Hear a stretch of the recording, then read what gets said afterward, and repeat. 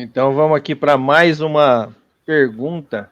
Bom, vamos lá, pergunta, o que é Stopping Power, né? Ó, Stopping Power, quando eu estava na década de 90, eu comecei a mexer com isso, e o que a gente entendia na época era o seguinte, que era com um tiro, você podia parar a pessoa ou não. Só que isso para mim é um mito, né? Antigamente a gente falava na década de 90, a arma tal, dá um tiro, onde é que pegar para a pessoa? Se pegar na mão, para a pessoa. Mas eu acho que isso é mito, né? Para mim isso não tem sentido, né? Fala aí, Marcílio, vai. Stopping Power. Poder de parada, né? Que não depende nem do calibre, nem da arma. Depende de onde você acerta. Eu já vi alguns vídeos que muita gente não gosta de ver, às vezes o pessoal manda, e as minhas dúvidas, né, ou seja, deu tiro e o cara, bum, né, apagou. Não acho que não tem a ver com calibre, não. Tem a ver com um momento e aonde. Esse aonde é que é o complicado. Né? Não estamos falando aí de uma coisa... Ah, não, você dá um tiro de fuzil e acerta não sei o quê, na cruz não sei o quê, do ângulo. Não, estou falando de modo geral. Mas do modo geral que eu já vi de vídeos reais, né, de coisas que já aconteceram, ele existe sim. Eu assim, o que eu estava falando, né? Eu baixei até um artigo científico aqui que foi feito por um cara da polícia aqui, e aí ele cita aqui uns estudiosos, um cara do FBI, um cara que trabalhou no hospital aqui, eu estava lendo, né? E aí, porque assim, a gente quando não sabe direito um assunto, a gente vai atrás de alguma informação para não ficar falando. Então, a conclusão do artigo científico que o cara teve lá é que, assim, não é que seja um mito, não está muito ligado ao calibre, está ligado aonde acerta também. É claro que um calibre maior, você tem um poder maior, né? E aí ele fala um monte de outras coisas lá que não vem ao caso eu falar aqui, porque eu não teria que ler mais para ter mais conhecimento para debruçar em cima desse assunto, né? De quanta cocaína você tem no sangue, né? Tem várias coisas que podem influenciar aí. E aí, Arada, o Stopping Power existe ou ele é apenas um mito? Existe, óbvio que existe. Eu não tenho a menor dúvida disso. Mas o problema é que tem um entendimento distorcido do que é Stopping Power. Você mesmo citou uma mistureba de coisas que são coisas que são distintas entre si, mas estão todas elas jogadas dentro do mesmo balaio com etiqueta escrito Stopping Power dentro. O assunto ele é extenso, ele pode ser mais extenso ainda, ou você pode simplificar ele de uma maneira muito intuitiva, né?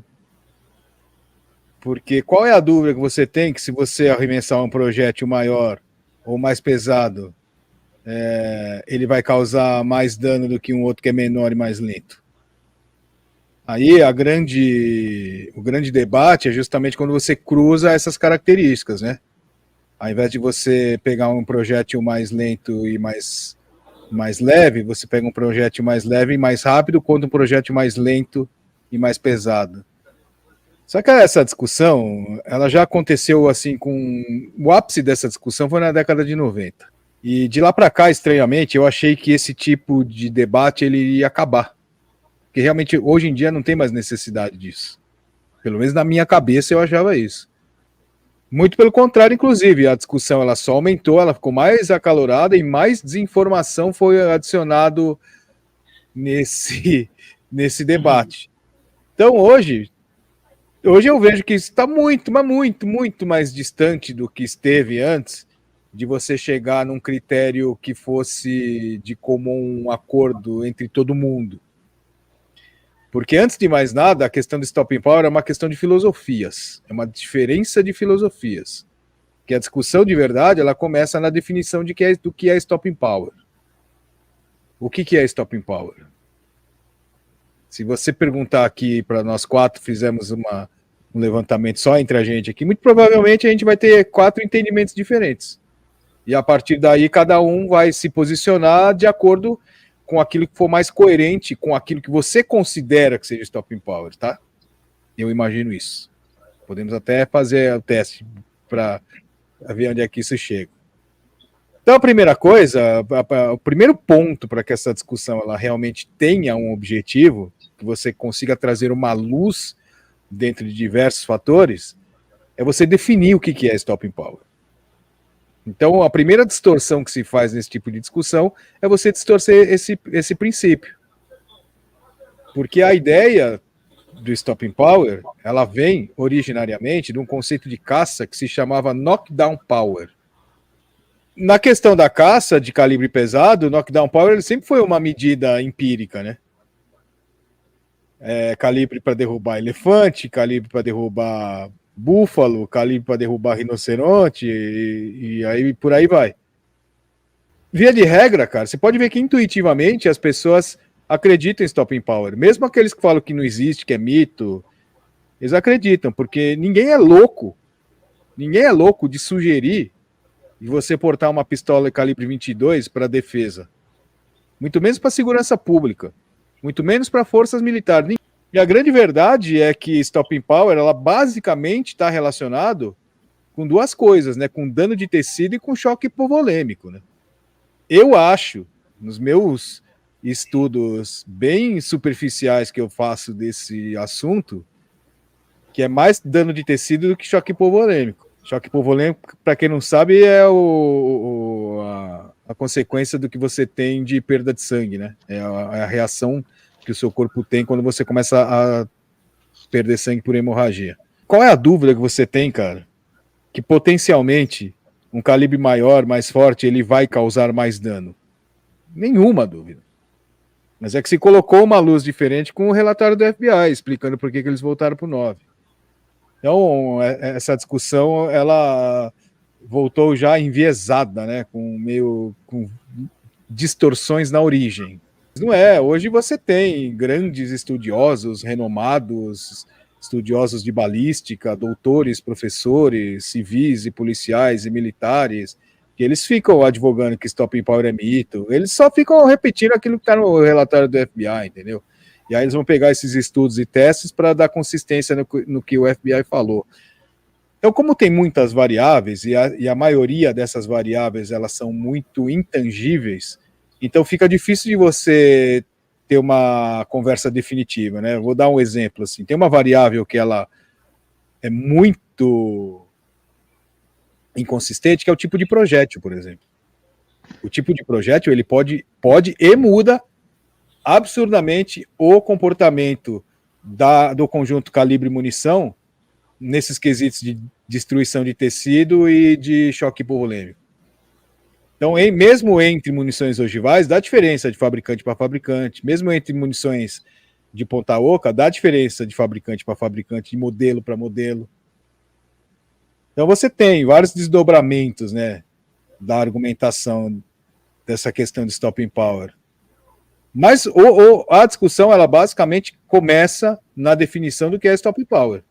Se você fizer uma definição do que é Stopping Power e começar a discorrer em cima disso, sem que você faça distorções propositais ou não, talvez você chegue no entendimento. Então teve toda uma corrente, isso é coisa que se estuda desde a virada do século. O primeiro estudo de Stopping Power mais conhecido é o do Thompson Lagarde. O Thompson, na época, ele era tenente-coronel, é o coronel Thompson, que ele inventou a metralhadora Thompson. É esse Thompson. Caramba! Ele já, na virada do século, 1900 e bolinha, ele já fez o primeiro, 1912, eu acho. Ele já fez o primeiro estudo de Stopping Power. Ele e o Lagarde. Lagarde, na época, ele era major Lagarde era médico. E aí eles ficavam dando tiro em cadáver, para ficar vendo qual é o dano que fazia no cadáver. Entendeu? Então, desde a época Thompson Lagarde, eu posso citar vários estudos que já fizeram, mas o primeiro que começa essa saga, né, de querer entender qual que é o potencial de primeira parada de um conjunto calibre munição, começou aí. Depois tem outro famosíssimo, que é o teste de Strasbourg, que eles fizeram na França, atirando contra bode. É um teste de incapacitação que fizeram. Então, as coisas elas vão evoluindo ao longo do tempo. Teve um outro estudioso de Stopping Power que ele chegou à conclusão, ele criou uma situação, né? Ele propôs uma situação, vamos dizer assim melhor. que o que causava incapacitação era choque hidrostático. O que era o choque hidrostático? Era o choque que o projétil, na hora que ele estivesse entrando no corpo, assim, ele causava, principalmente no tórax, né? Ele causava dentro dos órgãos e causava um impacto, assim, ó, nos órgãos, e isso ajudava ou causava uma incapacitação mais rápida. Daí que veio a profusão de projéteis de ponta oca, porque o projétil ponta oca ele vira um cogumelo, ele dá um choque hidrostático maior. É daí que a Federal batizou a munição de Hydra Shock. As coisas elas foram evoluindo. Se você fizer, até interessante isso, eventualmente para virar um vídeo, de como o estudo do Stopping Power ele foi progredindo, né? Desde o começo do século XX até hoje. E hoje o estudo mais celebrado, mais usado e citado em discussões de Stopping Power é do Greg Elfritz, porque foi o estudo mais recente que ele fez, que na verdade ele segue a linha do Ed Sano e do Ivan Marshall. Só que ele incluiu alguns outros parâmetros para fazer o estudo dele. Quem fez um estudo muito parecido com o Ed Sano e do Ivan Marshall foi o Masada Ayub. O Masada Ayub hoje ele é o cara que apresenta o canal do Wilson Combat junto com o próprio Bill Wilson. Alguém tiver curiosidade, vai lá no canal da Wilson Combat, você vai ver o Masada Ayub falando. Ele é ex-policial, de rua. E é um cara que se aprofundou muito em treinamento tático, defensivo, balística, arma. O Masada Ayub é uma ótima referência, é um cara extremamente técnico, extremamente estudioso, né? Ele fez um estudo de Stopping Power dele também depois que o Ed Sano e o Ivan Marshall publicaram, né? E é dele a frase que se você não está satisfeito com o que o estudo do Stopping Power está falando, vai lá e faz o seu. Ele fala isso. E o Greg Elfritz, ele resolveu fazer porque o Masada Ayub falou isso. Então, esses estudos que o pessoal fez, eles sempre... É engraçado que na hora que você fecha o critério de consideração do que vai ser considerado como Stopping Power, todos esses estudos, eles sempre apontam para a mesma direção, cara. Porque, o que acontece? Então, por exemplo, o negócio que tem no estudo do Vincent Maio é que todo projétil, ele tende a virar um cogumelo, até o ogival.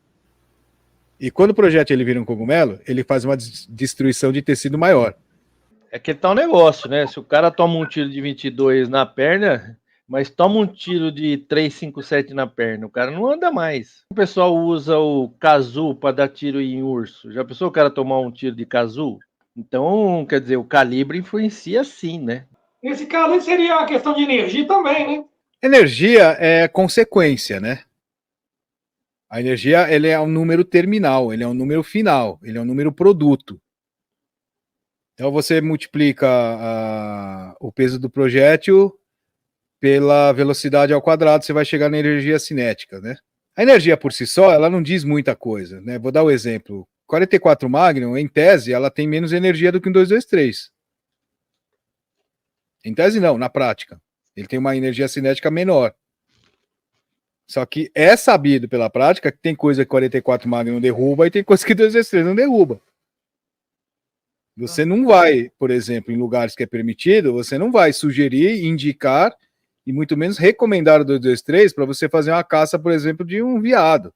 Apesar de ter doido que faz isso, mas é o que tá dizendo, o cara é doido, é fora da casinha. Entendeu? E 44 Magnum, em todas as plataformas, pode ser arma longa ou arma curta, e ele resolve a parada. Consagradamente ela é assim. Né? Então, a energia, tem que tomar muito cuidado com a questão da energia. A energia, ela diz alguma coisa, mas ela não diz tudo. Por isso que eu sou partidário de sempre comparar, além da energia, você saber qual é o peso de projétil e qual é a velocidade que está sendo mandado. Porque não tem jeito. A caça, ela já tem esse conhecimento dado historicamente. Quanto maior o animal a ser abatido, você tem que incapacitar o animal. O animal tem pouco componente psicológico de intimidação, né, na hora de você parar ele. Então você, basicamente, quando você vai pegar um animal selvagem, você tem que incapacitar ele de fato. Não adianta você só assustar ele. Que é coisa que é diferente com um ser humano, né? Às vezes o cara é forte, o cara é grande, o cara é resistente, tomou um tiro, mas ele para porque ele não quer tomar outro, né? Então, se esse cara grande tomou o tiro no 22, por exemplo, ele parou, falou, ó, tá vendo? 22 é eficiente. Falando, eficiente não para incapacitar, mas fazer o cara parar, stop and power. Porque o poder de incapacitação já é um outro assunto diferente, né? Incapacitação de fato. E aí eu vou falar para você, eu não tenho a menor dúvida que para incapacitar, você tem um potencial muito maior em munições mais fortes. Que mandem projéteis mais pesados, de diâmetro maior e com maior velocidade. Eu não tenho dúvida disso. É intuitivo isso. Ó o Eduardo falando aqui, ó. Pode acertar um tiro de 22 na mão e o cara se jogar com medo. Ou de 45 no peito do drogado, que pelo efeito das drogas não para. É isso, no ser humano tem um aspecto psicológico, né? Com animal selvagem não tem. Olha lá, o Celso. Esse troço de cortar em cruz, é o que você estava falando lá, na ponta do projétil, foi, de fato, uma das coisas pesquisadas pelos ingleses no arsenal de Dundum. Que a hora que você saiu, o Renato falou que teve uma época que o pessoal cortava em cruz o projétil da munição, porque diz que, né, a hora que dava o impacto, ele tinha mais poder de parado, porque ele pegava, a probabilidade dele se dividir e pegar outros órgãos dentro do corpo era maior, né? Essa era a ideia que o pessoal tinha, né? Que fazendo uma cruz na ponta do projétil, ele ficaria assim, e na hora que ele entrasse no corpo, ele ia se dividir, né? Ele ia fragmentar. Que é o que modernamente acabaram fazendo umas munições exóticas, que acho que o exemplo mais conhecido dos dias de hoje é aquela HIP, né? Aquela vermelhinha, né? Ela tem cor de cobre, porque ela é de cobre, né? É. Sólida. Porque a HIP, ela realmente faz isso.